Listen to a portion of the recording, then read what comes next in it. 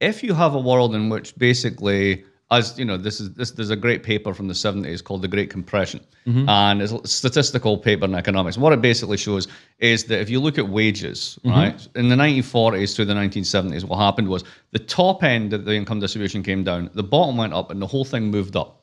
So what you do is you create there a much more equal society right across the board.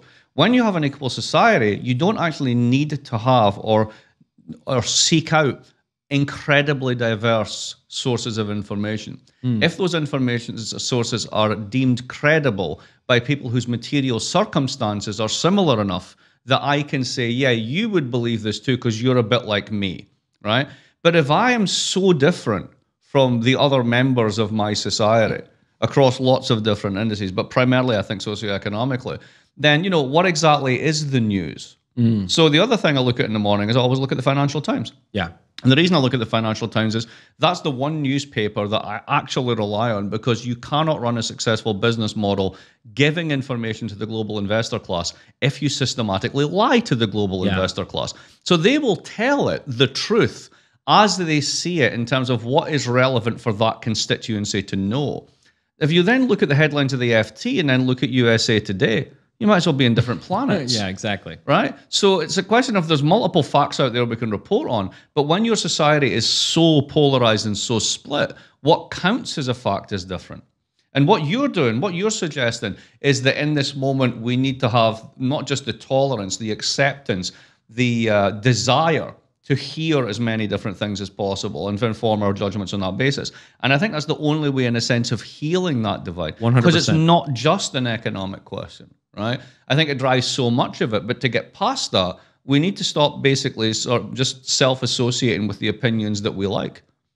Well, and I think what we need to do is we need to create a shared narrative, Yes. right? Like whether it's any tribe, any nation state, you create a myth, right? And the myth is a myth that we can all buy into. It's a myth that hopefully approximate reality pretty well, and that ultimately we can all rally behind, right? That's what Muhammad did with Islam, right? That's what Jesus did with Christianity. That's what the founding fathers did with America. And it was a long, complex process to cobble together that myth. And you come out, you think, oh, I've got the story. This is the story. This is the story we're going to tell about us and each other. And then some people come along and they're like, fuck that story, right? Exactly. That's a stupid fucking story. What about these people that excluded from your story? That's right. Right.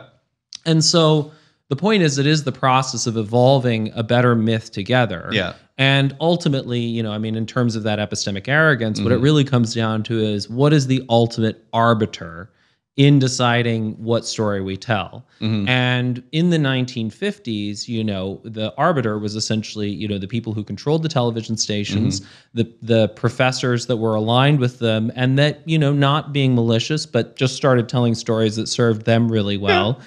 And, well, also, let's be generous, right? As they saw the world, what the stories they were telling were probably what they genuinely thought was true. Right. I mean, you don't have to impute any sort of deviance as, I know that the world's like this over here. Right. Until basically, think about Rosa Parks, right? So Rosa Parks is one person who's come to symbolize a moment of revolt, right? Yeah. But there were millions of incidents. There were millions of Rosa Parks moments that didn't become registered that way. Well, why not? Because society was blind to it. Yeah. And deliberately so. And even if it was deliberately blind, no individual was like, right? It was just, that's the way the world was. And because that's the way the world was, you don't see it. It's only when the environment shifts that you really need to to change your mind on those things.